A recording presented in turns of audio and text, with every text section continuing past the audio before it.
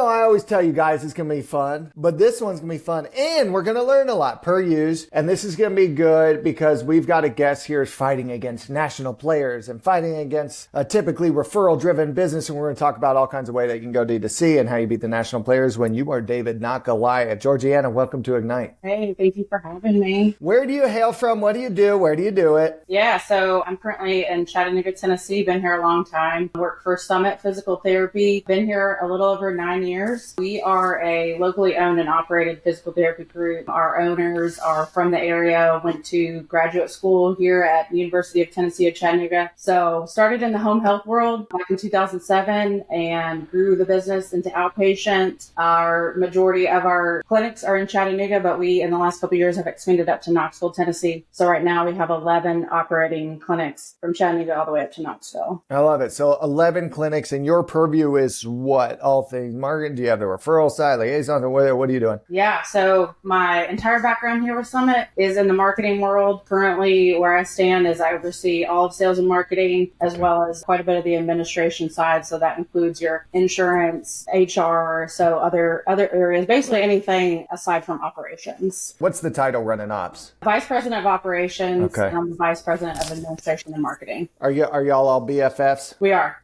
Yeah. I had to kick them out a minute ago. Yeah, we call it MOPS, Marketing and Ops Alignment. It seems to be pretty important to make sure marketing is spending where it matters. It's very important, and it's a challenging relationship, but if you can get two right people together, you can make it work fairly seamlessly. Yeah. Super important in D2C and the new healthcare type marketing. All right, so you got the B2B, you got the B2C side on you as well. Smaller business, so every hat comes to you. You got to wear all of them, 11 locations, not PE backed, I assume, correct? Say that again? Not private equity backed. It's still run by the guys that correct. Born and raised. Okay, good. I love it. So when you look at this year, where's your focus going? Like, how are you going to keep breaking in against the national players? What tactics are you using? How do you do your analysis? Where do you start? Where do you start with 11 locations and you're competing against a few of our clients, which are the big guys with the big names? Where do you start? Yeah, where do you start? I mean, in our world of marketing, B2B sales and our sales rep being out in front of faces within doctors' offices and other healthcare provider type arenas is still very important. But in our time, as well as, where we're at in 2025, but also looking at what our competitors are doing and where our audience is going to look for services to help them with whatever their ailments are. It's all digital, as we know. So digital platform effectiveness is what I would say. You got to know what works and what doesn't. And all of us in the healthcare marketing world and marketing in general, we know that that's ever changing. So you need to do your research and make sure that you know where your target audience goes to find a product like yours. Google's obviously, the big one there. You're going to get online and say, back pain help near me. So Google's important, right? So internet platform. What does the consumer behavior look like? So Facebook versus Instagram, they may not look quite the same. Another important thing is to partner with like-minded businesses. Know your community. That's really important to us, being still having that small feel to what we do. We really enjoy seeking after businesses around us in our community that are like-minded, where we have the same goal and the same vision, which is to help people get better. So a lot of times that looks like gyms, and you've got clientele in there. They want to put their health first in their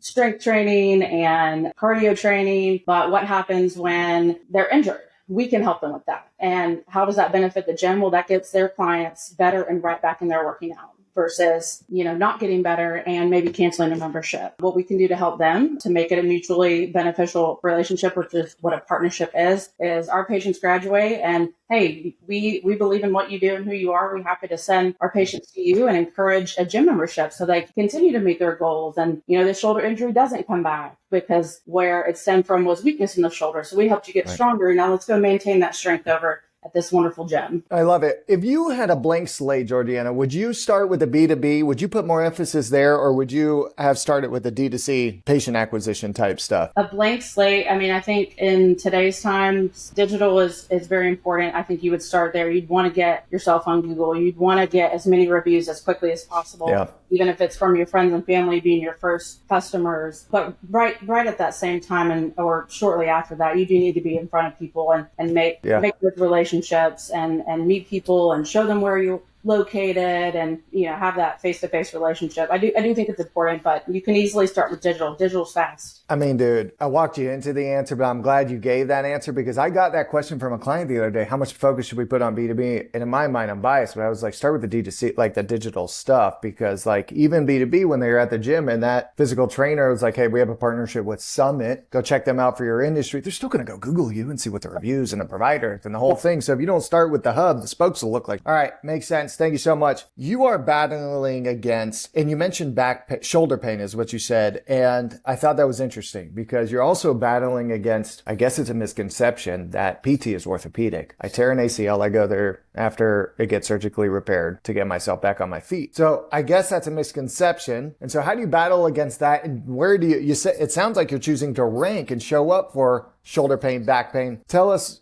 all of the thinking there and how do you compete against the back pain type people, all of the, the injectors and stuff like that. So back pain, like you said, orthopedic is what people think of when they hear physical therapy. I mean, myself, before coming here, even with an extensive background in healthcare, wasn't super familiar with PT aside from, you think post-op and orthopedic. So we are able to help with so much more than that. Being over the sales and marketing department, yes, relationship and building trust is important, but you got to remind people what you do and what you offer. So whether it's the B2B, like I said, our sales rep in the field, or what we're demonstrating and showing people online, it's a top priority for us to always include all of these other treatments and programs that we have. So whether it be the blogs that we put on our website and we're sharing with our email list or, posting the link on our Instagram. If you've got headaches and you're not sure where they're coming from, check out this blog to learn more about what causes headaches. And maybe based on what you read, you'll discover physical therapy could help with that. So whether it's print material out in the field, a pop-up event that we participate in, our highlight of the month is going to be TMJ jaw pain and people suffering with jaw pain that they're only going to their dentist for.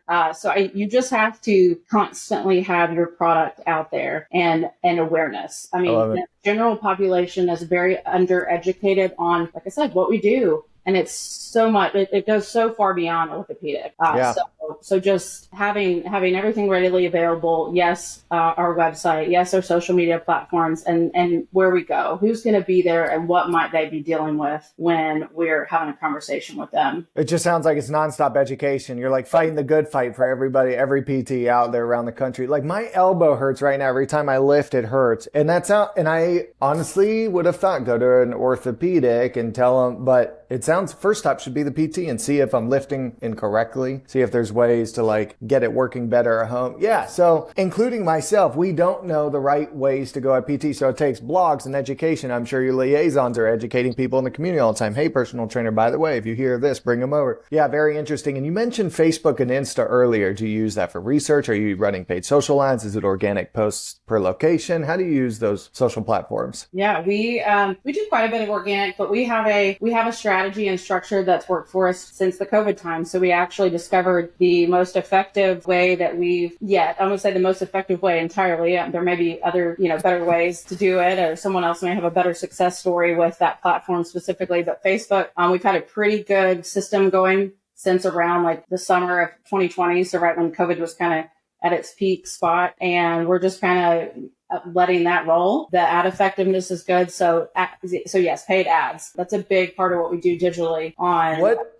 And I think you're trying to not tell me the secret sauce, which I will allow, but you're running meta ads. And is it conversion focused? Is it education focused? Can you give me any kind of tip for all of our 3 listeners? Yeah, for sure. I mean, this goes back to what we talked about earlier. You got to measure what you're doing. You have to look. You don't just have, do a little bit of research, create a strategy and execute it and say, okay, this is obviously what's going to work because this is what we've discovered, and let it roll. You need to pay attention to the analytics on the back end, whether for you that looks like monthly, weekly. For us, it's roughly monthly, and we're looking at those conversions. How is the ad performing? And, the term on Facebook, the meta ads conversion means one thing, but from a business standpoint, we can look at those leads and we can look at what comes in, and are those converting actually to a sale? Are they becoming a patient? Because yes, the ad may appear to be performing well, but is it converting to a patient? And then from there, if it's not, we can discover maybe why. Is it our follow-up? Are we quick enough? Do we have a good conversation with them once they end up in our messenger, right? Where's the missing link? So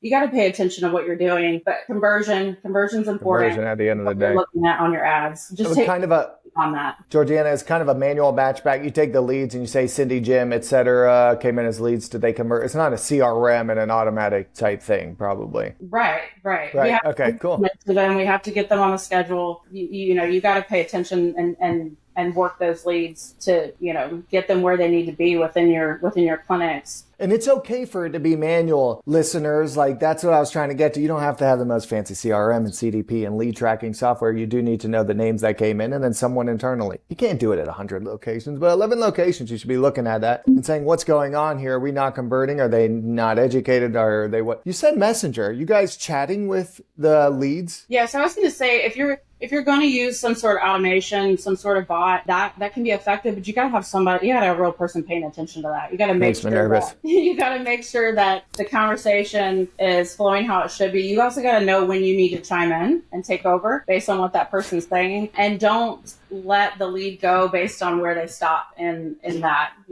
messenger. If you're using a bot, like I said. Do you have a specific bot or thing you're using? Sure. One of the options for a bot within Messenger is called ManyChat. Okay. All right, good. Them for quite a few years. Everybody wants to know those types of things. And okay, lead track. Do you have online scheduling? We do not do online scheduling. So it's all forms and calls coming in. What do you use for call and form tracking? Actually, Excel. All right, it's manual. Okay, so the calls are not any kind of listen to or track back to the ad campaign yet. Okay, plans to do that. Yeah, so and part of the reason that we still keep that sort of old school way is we still want a personal touch in there. So, somebody who is coming to us through online avenues, we can certainly take some of the availability that we have online. Like I said, you're using ads to help get traffic in, and you're using a bot to nurture that lead, but we want to take over and we want to make that call as soon as possible to them and get them on the phone and have a personal conversation. What's going on? How can we help you? Now let's look at the best time and day for you. What's going to be the best location for you? Let's get you in as quickly as possible. And that goes back to kind of our original foundation of like that hometown feel. And we want that to be one of the ways we do stand out against the big guys. You're still going to get that,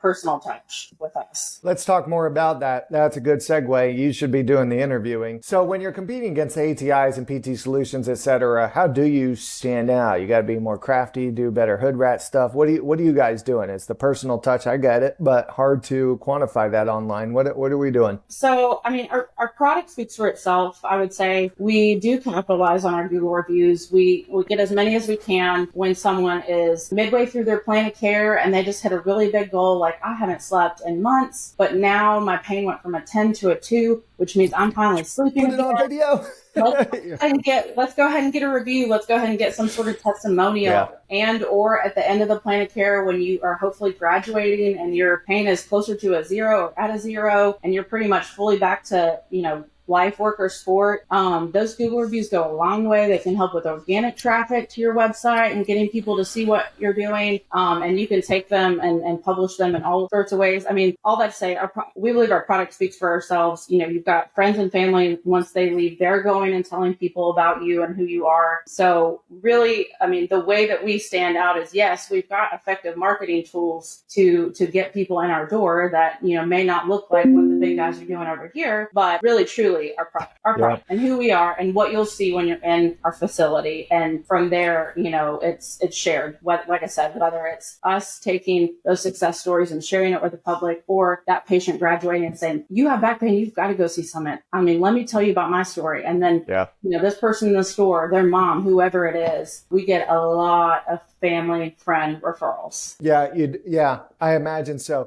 The product speaks for itself, but you do promote it at the right time. So are you talking to your PTs in training, and when you hear like somebody's happy and it really worked, guys, ask them to go tell the world? Yeah, so you're training them. You've spoken with the PTs. It is part of your marketing movement. Yeah, run a contest. Let your clinic. against each other and see who can get the most referrals from your existing patients. Most people are motivated by money. So, incentivize them. Hey guys, we're going to challenge you in Q2 of this year. I want these two clinics against each other and these two over here against each other. Who can get the most referrals? And whoever gets the most referrals gets fill in the blank. Bam. I can already tell you that's going to be the headline for the video on LinkedIn. That's exactly right. The product can be great, but if nobody tells the story, and positive polys generally don't go to Google, they're like happy. And so they just walk out and they feel good. And then you just leave it to the Nancys that are like, I couldn't stand that PT. My knee still hurts. I love it. Okay. Hold on. So there's two more things I want to run by you. PT historically has been very referral driven. Does Summit have a different viewpoint that it is not entirely a referral driven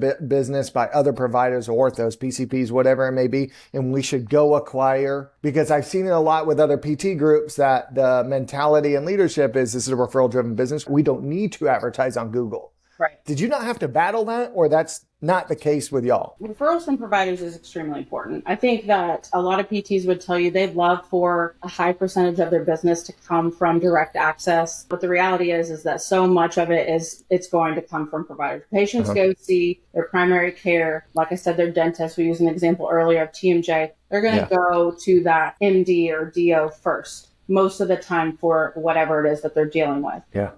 Then if that provider is educated on a physical therapy group like ours and all the ways we can help, they're going to facilitate that referral and get them in our door. Why direct access and our effort to let people know that direct access is a thing, which again, it's when you can come see us without a referral. We could talk a little bit more about that in a minute. That's important because then you're not dependent on a provider. What happens if they move?